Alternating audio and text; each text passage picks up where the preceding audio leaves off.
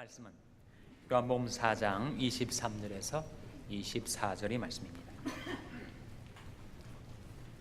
신약성경 148면 요한복음 4장 23절에서 24절의 말씀을 다 함께 봉독하시겠습니다. 요한복음 4장 23절, 24절 말씀을 다 함께 봉독하시겠습니다. 시작. 아버지께 참으로 예배하는 자들은 신령과 진정으로 예배할 때가 오나니 곧 이때라. 아버지께서는 이렇게 자기에게 예배하는 자들을 찾으시느니라. 하나님은 영이시니 예배하는 자가 신령과 진정으로 예배할지니라. 할렐루야. 아멘. 서로에게 평강의 복을 기원하는 마음으로 샬롬 인사 나누시기 바랍니다. 샬롬. 샬롬. 오늘 예배는 우리 샬롬 교회가 탄생한 지 2주년을 맞이하여 기념 예배로 드리고 있습니다. 또한 우리 샬롬 교회가 PCA 미국 장로교 교단에 가입하는 것을 감사하는 그런 예배로 드리게 되었습니다. 그래서 오늘 서북노회 노회장이신 조병일 목사님께서 하나님이 기뻐하시는 예배라는 제목으로 말씀을 증거하실 때 여러분의 큰 은혜가 임하게 되시기를 바랍니다. 우리 조병일 목사님 나오실 때 큰 박수로 환영해 주시기 바랍니다.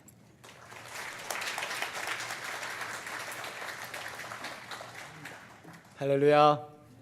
반갑습니다. 늘 소개받을 때마다 참 부끄럽습니다. 이게 노회장 이렇게 소개를 받으면 좀 머리가 희끗희끗하고 연륜이 좀 많으셔야 되는데 이게 젊은 목사가 이렇게 나왔습니다. 여러분, 우리 노회는요 그만큼 이렇게 가족적이고 또 모든 분들이 인격적이어서 이렇게 또 부족한 자, 또 젊은 우리 목사님도 이렇게 노회장으로 세워드리는 참 민주적이고요, 참 사랑이 많은 곳입니다. 여러분, 어쨌든 간에 참 요단강을 건너서 적과골이 흐르는 이 가나안 땅에 여러분 잘 들어오셨습니다. 적과골이 흐르는 곳이 어디일까요? PCA 교단입니다. 여러분들 하여튼 반갑고요. 너무나도 또 이 뜻깊은 날 또 저희들 초대받아서 너무 감사합니다.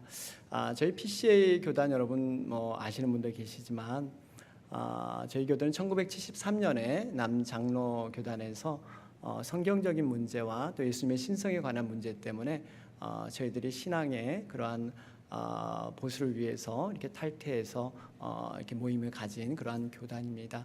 한 미국 우리 장로교라고 이렇게 칭함이 되는데요. 한 1900교회가 있고요. 한 교인 수는 한 35만 명에서 36만 명 그렇게 헤아리고 있습니다. 그 중에 우리 한인 교회가 300교회, 또 우리 목사님들이 한 500여 분이 계셔서 한 13% 우리 미국 장로교단 안에서 한인들이 13% 이렇게 우리가 사역을 하고 있습니다. 여러분 잘 아시죠? 우리 대표적인 우리 남가주 사랑의 교회 가까운 교회 있고요.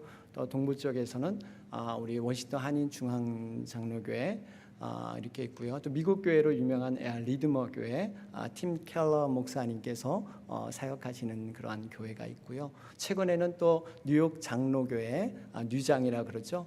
우리 교단에 가입을 했습니다. 저희 교단은 참 복음적이고 개혁주의적이고 특별히 성경 중심으로 우리가 나누는 교단입니다. 어쨌든 여러분 잘 오셨고요. 또 이제 한 식구가 돼서 우리가 함께 또 주님의 영광을 위해서 교회를 또 세워가는 귀한 일에 동참하게 된 것을 진심으로 축하드리고, 또 2주년 여러분 이렇게 맞아서 또 드리는 이 예배 가운데 하나님의 풍성한 은혜가 임하길 바랍니다. 우리 잠깐 기도하고 말씀 듣겠습니다. 하나님 감사합니다. 이 시간 저희들 또한 살아계신 하나님의 말씀을 저희들 대하길 원합니다.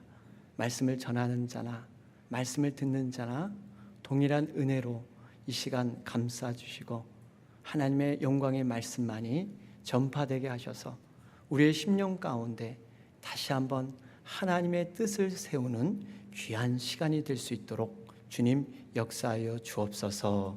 예수님의 이름으로 기도하옵나이다. 아멘. 제가 여기 오면서요 어떤 말씀을 증거할까 고민하는 가운데 우리 교회의 기능 가운데 가장 중요한 것은 예배라고 생각을 합니다. 물론 우리 샬롬 교회 모든 성도님들이 진정한 예배를 사모해서 얘기 듣기로는 참 어려운 상황에서 처음 이렇게 야외에서 이렇게 예배를 드리고 또 이렇게 새벽에 얼마나 오실까 정말 기도하는 가운데 뿔뿔이 이렇게 흩어졌던 우리 교인분들이 모이셔서 지금의 샬롬교회로 이루셨다 하는 말을 잠깐 들었습니다. 정말 여러분들이 예배를 사모하신 분인 줄 생각을 합니다. 그러면서 우리가 이 예배에 사모하는 마음을 어떻게 하나님이 기뻐하신 예배로 좀 더 승화시킬 수 있을까? 우리가 이 예배자로서 어떻게 살 수 있을까 하는 그러한 생각을 해보면서 우리가 2주년을 기념하면서 다시 한번 우리가 예배자로 거듭나는 그러한 마음에서 오늘 이 본문 말씀을 묵상했습니다. 제가 이런 얘기를 하나 가지고 설교를 시작하고자 합니다. 오래전에 그런 유행된 얘기입니다. 제가 살고 있는 곳은 북가주인데요. 유행이 굉장히 늦습니다. 우리 남가주보다 굉장히 늦는데요. 이 사오정 시리즈 아마 여러분 아실 거예요. 오래전의 얘기인데요. 사오정이 군대를 갔습니다. 군대를 갔는데 사오정이 약간 좀 덜 떨어진 친구, 약간 생각이 좀 둔감한 친구지 않습니까? 군대 가서 군대 용어라는 것이 있죠. 여러분 남자 성도님들 잘 아실 거예요. 뭐뭐 했습니다, 뭐뭐 했습니까? 이렇게 정확히 끝내야 되는데 그냥 사회에서 있었던 것처럼 그냥 뭐뭐 했어요, 안 그랬어요, 뭐 이렇게 막무가내식으로 그렇게 생활을 했습니다. 그래서 하루는 소대장이 안 되겠다, 이 사오정에게 뭔가 분명한 교육을 해야겠다. 그리고 마음을 먹었습니다. 사오정을 호출해서 불렀어요. 사오정 잘 들어. 이제부터 군대 용어는 뭐뭐 했습니다, 뭐뭐 했습니까, 다나 까로 끝나야 된다. 알았나? 딱 그랬더니 사오정이 지그시 눈을 감으면서 이해했다는 듯이 대답을 합니다. 알았다. 알았다. 다로 끝났어요. 이상 없습니다. 분명히 다로 끝났어요. 화가 굉장히 났어요. 이 소대장이. 그렇지.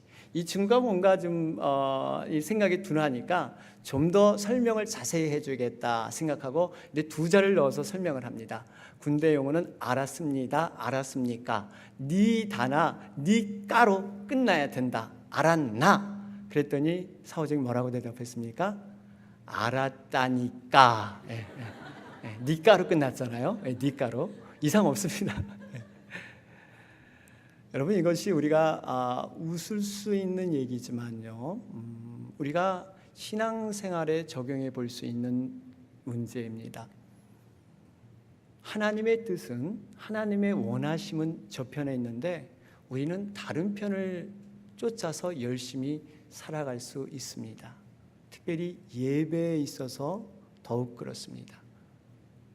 우리들의 열심은 있지만 과연 하나님이 원하시는 예배, 하나님이 기뻐하시는 예배가 어디에 있는가? 우리가 이것을 모르고 나의 방식으로, 내 만족을 위해서, 나의 영광을 위해서 우리가 예배할 수 있는, 마치 사오정처럼 우리가 이렇게 예배를 행할 수가 있습니다. 저는 오늘 본문을 통해서 다시 한번 우리 예배를 좀 돌아보길 원합니다. 그리고 하나님이 기뻐하시는 예배가 뭘까 하는 것들을 오늘 본문 말씀을 통해서 좀 발견해 보길 원합니다. 여러분, 하나님이 기뻐하시는 예배는 어떤 예배입니까? 오늘 말씀에 보면은 하나님은 예배하는 자들이 신령과 진정으로 예배하길 원하신다 그랬어요. 그러면서 하나님께서 분명하게 이렇게 자기에게 예배하는 자들을 찾으시니라 이렇게 말씀하세요. 하나님이 찾으시는 것은 예배가 아니에요. 요즘 수많은 예배들이 드려지고 있습니다. 화려한 예배, 무엇이든 잘 갖추어서 정말 인간들이 보기에는 너무너무 정말 괜찮은 예배들이 많이 행해지고 있어요. 그런데 하나님께서는 그 예배의 관심보다 예배자의 관심이 많으신다는 사실이에요. 예배하는 자가 어떻게 예배를 드리는가, 그 태도와 그 자세에 대해서 하나님은 더욱더 관심을 갖기를 원하신다는 사실입니다. 저는 오늘 말씀을 통해서 지금까지 우리가 잘해왔지만 다시 한번 우리가 예배의 삶을 돌아보면서 하나님이 기뻐하시는 예배를 우리가 한번 같이 한번 말씀을 쫓아가면서 나누길 원합니다. 첫 번째로 하나님이 기뻐하시는 예배는 어떤 예배일까요? 신령과 진정으로 드리는 예배입니다.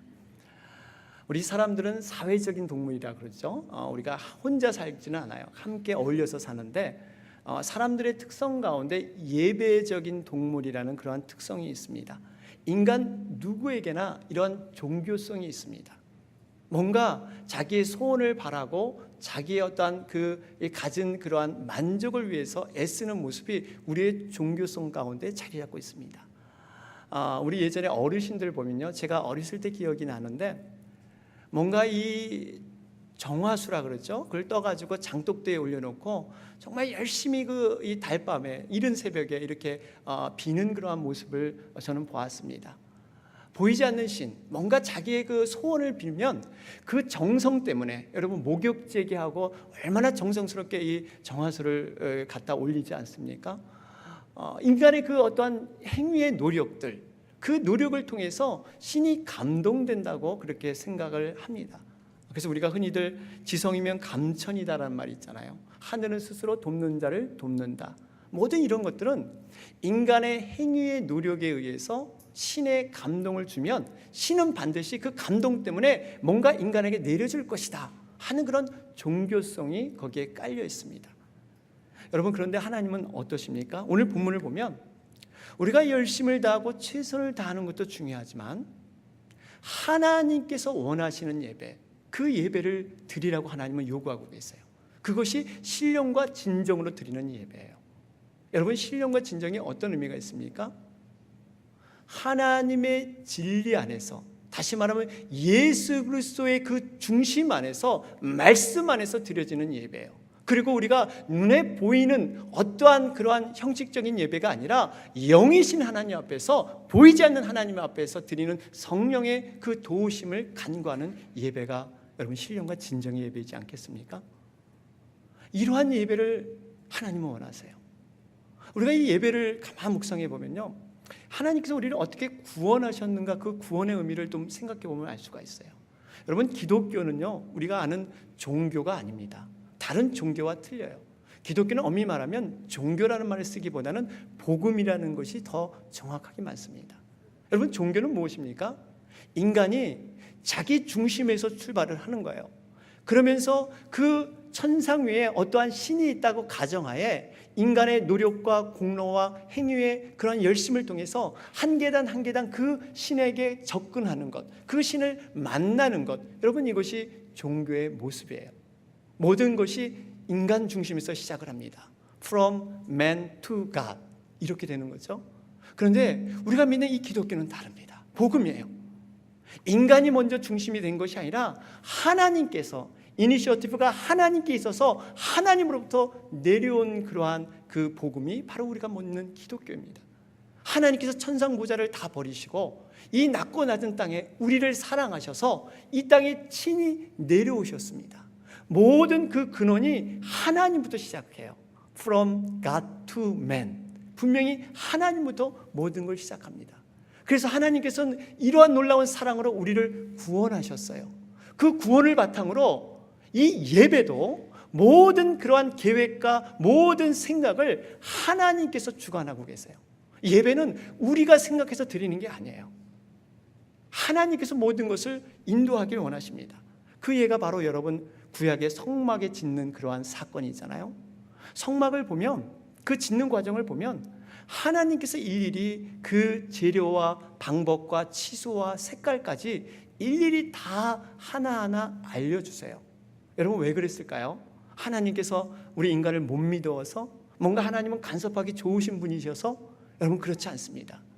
인간이 하나님께서 그렇게 예배의 방법을 알려주지 않으면 인간은 자기 열심의 행위로 예배드리다가 결국 하나님께 영광드릴 그 자리에, 인간이 그 교만함이 그 자리에 앉을 수 있기 때문에 하나님은 그걸 막으시길 원했어요.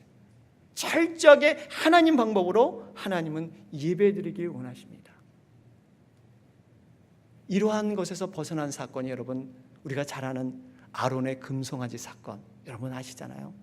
모세가 40일 동안 시내산에서 열심히 하나님과 대면하면서 그 십계명을 받을 때 이 아랫 동네에서는 아론을 중심으로 해서 금송아지를 만드는 어처구니 없는 사건이 벌어지고 있습니다.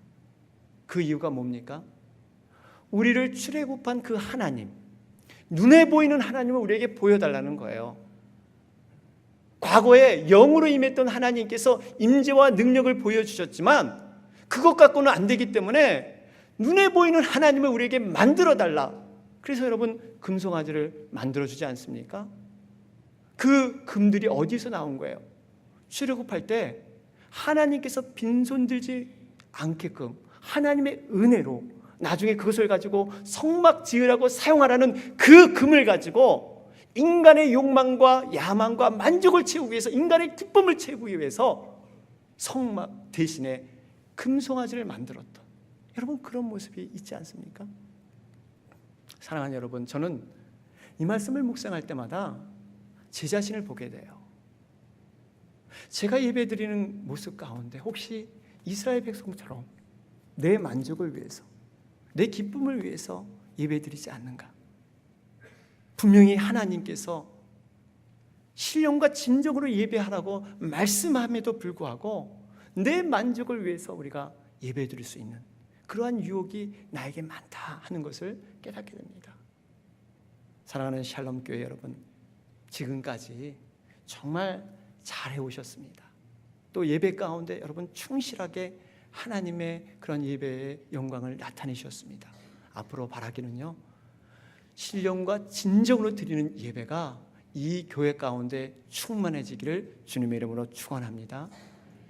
둘째로 보면요, 하나님이 기뻐하신 예배는요, 하나님의 마음을 만나는 예배입니다. 하나님의 마음을 만나는 예배예요. 오늘 본문을 보면 하나님께서 예배하는 자를 찾으신다 이렇게 말씀하셨습니다. 하나님은 예배하는 자의 마음의 중심을 보시길 원하세요. 순수한 마음으로 드리는 예배자들. 여러분, 순수한 마음이 어떤 의미가 있을까요? 아마 가난한 심령, 정말 하나님의 의에 굶주린 심령, 하나님 한 분 아니면 안 됩니다 하는 이런 고백하는 심령이지 않을까요? 이런 자들, 마음을 비운 자들, 자신이 죽어지는 자들을 하나님은 만나기 원하세요. 그러면서 하나님께서 하나님 마음을 다 보여주길 원하세요. 이 마음에 있는 걸 좀 얻어가길 원하세요. 그런데 정작 우리들이 예배드리면서 하나님 마음보다는 우리의 관심이 하나님 손에 쥐어 있는 그 무엇, 그 덤띵에 우리의 마음이 많이 가 있어요. 하나님 마음은 여기 있는데 하나님 손에 무엇이 쥐어졌나, 이것을 보기를 원하는 것이 우리의 유혹일 수가 있습니다. 그 손에 무엇이 있습니까? 사업이 잘 되고, 우리 자녀가 축복받고, 병이 나아지고, 뭔가 이 현세적인 축복들, 이 복에 대해서 사람들의 눈이 가 있을 수 있다는 사실입니다. 여러분, 창세기 22장을 보면요, 아브라함에게 이삭을 바치라는 하나님의 시험하는 그러한 장면이 나오죠. 저는 이 장면을 묵상할 때마다 왜 하나님께서 병 주고 약 주는 식으로 왜 정말 25년 만에 이삭을 허락해 주고 왜 바치라고 그랬을까? 왜 하나님은 이러한 좀 곤란한 시험을 하셨을까 하는 생각을 해보게 됩니다. 그러면서 얻는 그러한 결론적인 묵상은요, 아브라함이 복의 근원 되시는 그 하나님보다 이때까지 복의 근원 하나님을 만족하고 기쁘게 해드렸는데 어느 순간부터 아브라함이 복의 열매인 이삭에, 하나님보다 이삭에 더 관심이 많기 시작하니까 하나님께서 한번 시험을 주지 않았나, 그렇게 생각을 해봅니다. 우리는 그럴 수 있어요. 복의 근원 하나님 그 자체보다 복의 부스러기, 그것을 쥐어 살고 그것이 전부인 양, 하나님은 어느덧 저 뒷자리에 가버리고 그 부스러기를 만족하며 살아갈 수 있는 것이 우리들의 연약한 모습일 수가 있습니다. 여러분, 하나님께서는요, 우리에게 얼마나 큰 놀라운 계획을 갖고 계신지 아십니까? 단순히 복 받는 존재가 아니에요. 복을 나눠주는 그러한 통로로 우리를 사용할 줄 믿습니다. 이 놀라운 축복을 우리에게 허락해 주셨어요. 어느 목사님께서 계엄 예배를 드리는데 감사 예배로 이렇게 찾아가셨어요. 그런데 초대한 집사님께서 예전에 굉장히 붓글씨를 잘 쓰셔가지고 목사님께 좀 자랑도 할 겸 해서 이렇게 몇 자를 적어서 벽에다 걸어놨습니다. 그 글씨가 만복임이에요. 모든 복이 이곳에 임하게 주옵소서 하는 그러한 기도 제목으로 만복임 이렇게 딱 써가지고 벽에다 걸어놨어요. 그러면서 이제 목사님께 소개를 했습니다. 그때 목사님께서 그걸 보시고 눈을 지그시 감으시면서 그게 아닌데 그러면서 구석에 가서 몇 자를 적어주셨습니다. 그 적어주신 것이 만복출이에요. 만복출. 여러분, 만복임은요 단순히 여기에 복이 임하는 것으로 끝납니다. 만복출은 내가 충만해지고 내가 넘치지 않으면 남에게 줄 수 없는 거예요. 그냥 여기서 복이 임하는 것으로 멈추는 것이 아니라 바로 이곳을 통해서 복의 통로가 되도록 그렇게 목사님은 기도해라 이렇게 말씀하셨어요. 여러분, 우리의 존재가 바로 그런 존재예요. 우리가 복받는 존재로 끝나는 게 아니라 우리를 통해서 하나님의 놀라운 능력과 복이 흘러갈 수 있도록 하나님은 우리를 그렇게 부르셨다는 사실이에요. 여러분, 그런 존재가 요셉이잖아요. 요셉이 17살 때 이방 땅 그곳에 노예로 팔려갔어요. 그런데 이방 사람 이 보디발 집에 요셉이라는 그 약속의 그 씨 때문에 그 요셉을 통해서 축복이 그 집안에 가득하게 넘치지 않습니까? 요셉이 축복의 통로로 사용된 것을 우리는 알 수가 있습니다. 그렇습니다. 우리가요 하나님이 든 그 손보다 하나님 마음을 우리가 이해하고 그 마음을 만나게 되면요 하나님께서 우리가 상상하지 못하는 하나님의 길도 열어줄 것이고 정말 하나님의 선하심을 우리에게 나타날 줄 믿습니다. 그런데 한 가지 우리가 하나님 마음을 만나려면요 한 가지 우리가 해야 할 것이 있습니다.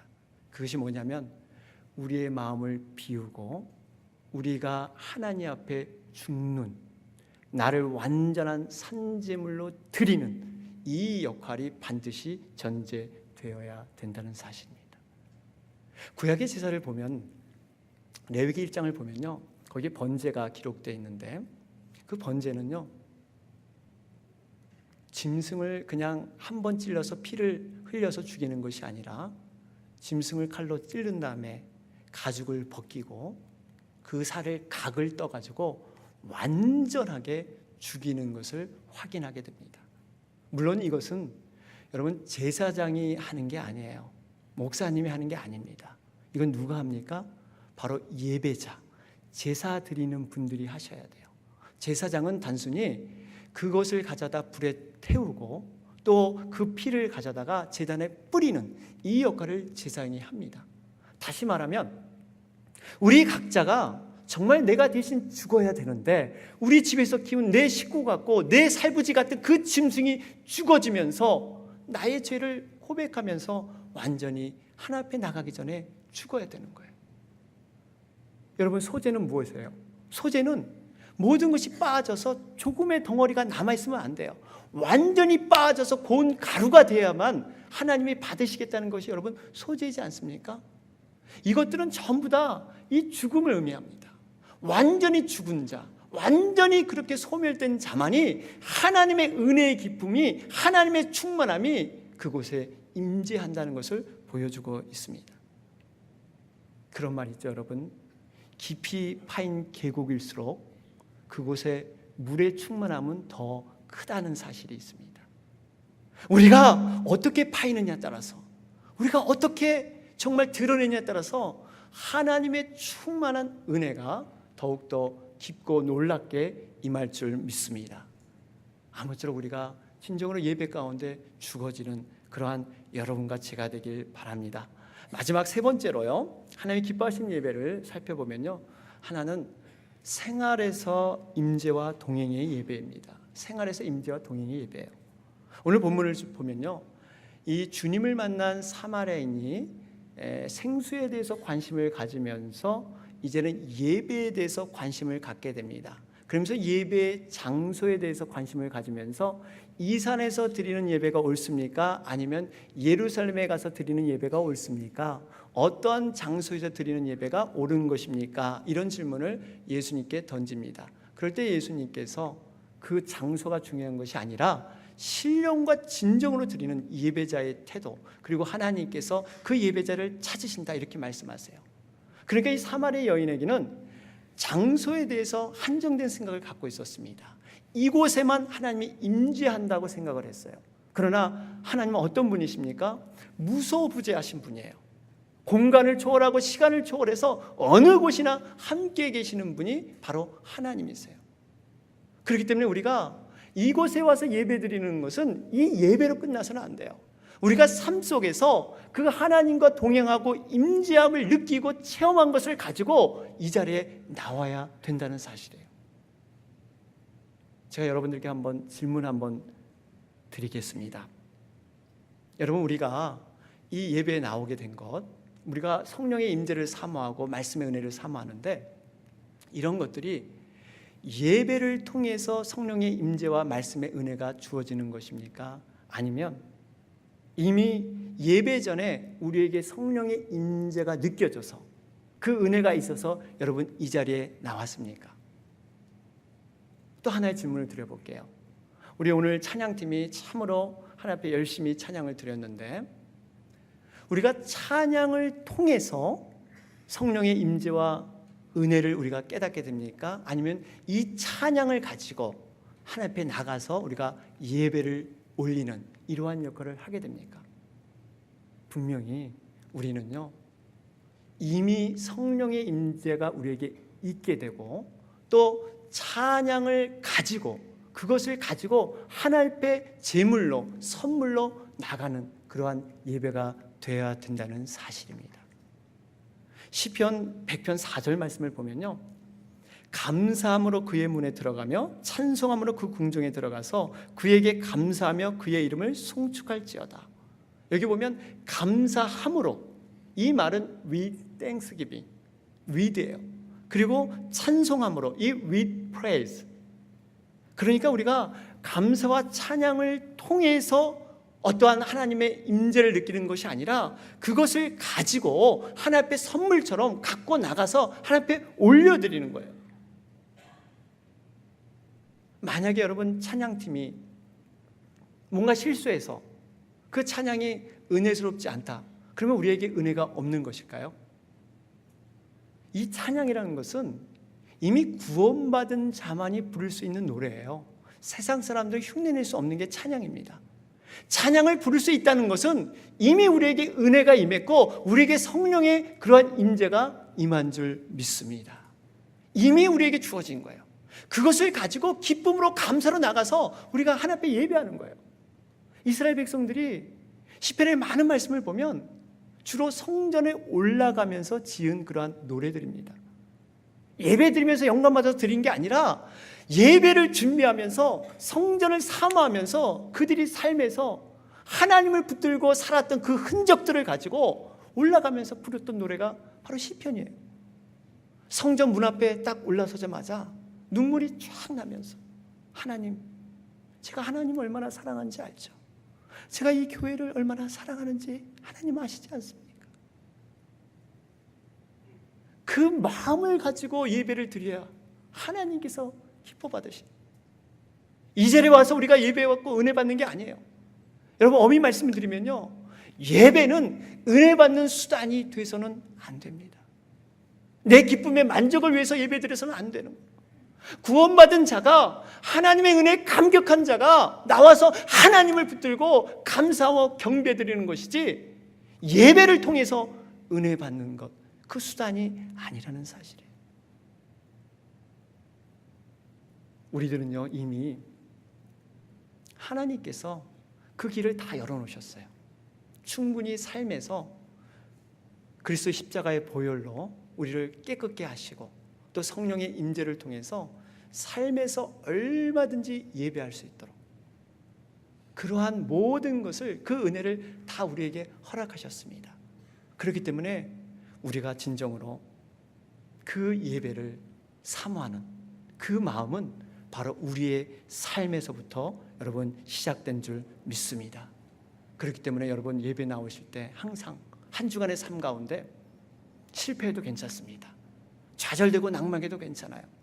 그러나 그 고난의 흔적들, 그 주님을 위해서 살고자 하는 그 삶의 아픔들, 그 상처들을 정말 예배 가운데 올려드리면 그 주님께서 넉넉한 품으로 그 상처를 만져주시고 새로운 힘으로 치유하시고 우리를 인도할 줄 믿습니다. 이런 자가 바로 하나님이 기뻐하시는 그 예배를 드릴 수 있는 자입니다. 마지막으로 제가 이야기 하나 드리고 마치고자 합니다. 여러분, 우리가 잘 아는 레오나르도 다빈치라는 그러한 화가가 있습니다. 유명한 작품이 있죠. 최후의 만찬이라는 그림. 아마 여러분들 대부분은 다 보셨을 거예요. 이 그림은 예수님께서 중앙에 앉아 계시고 양쪽에 이렇게 제자들이 이렇게 식탁 위에 서 있는 모습이 있습니다.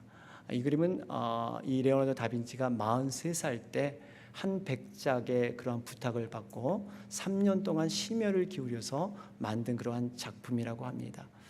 그런데 이 그림 뒤에 알려지지 않은 그러한 얘기가 하나 있습니다.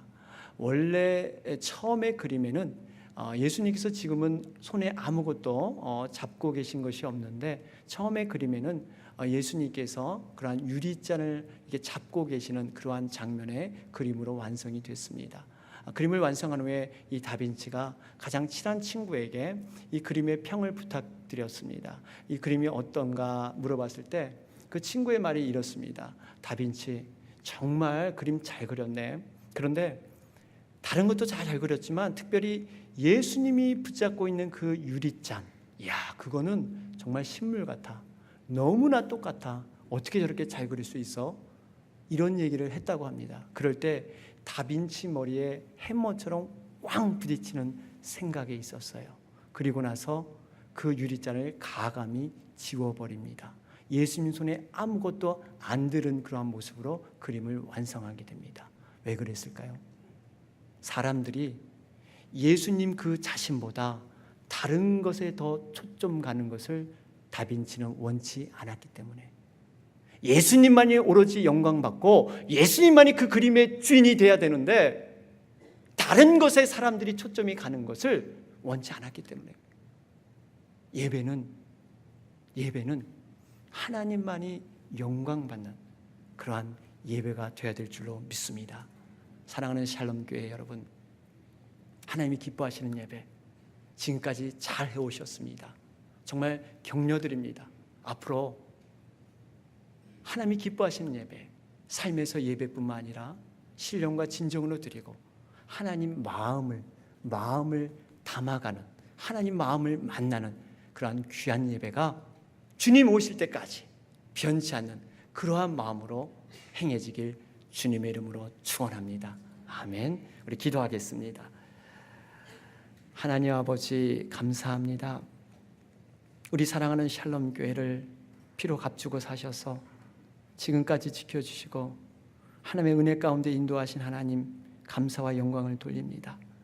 하나님, 이 교회를 통해서 하나님께서 천국의 열쇠를 허락하셨사오니 이 땅에서 풀면 하늘에서도 풀리게 하시고 이 땅에서 매이면 하늘에서도 매이는 하나님 놀라운 능력이 임하는 교회, 또 하나님의 뜻을 이루어드리는 교회, 한 영혼을 살려내는 구원의 방주의 역할을 하는 귀한 교회가 될 수 있도록 주님 축복하여 주옵소서.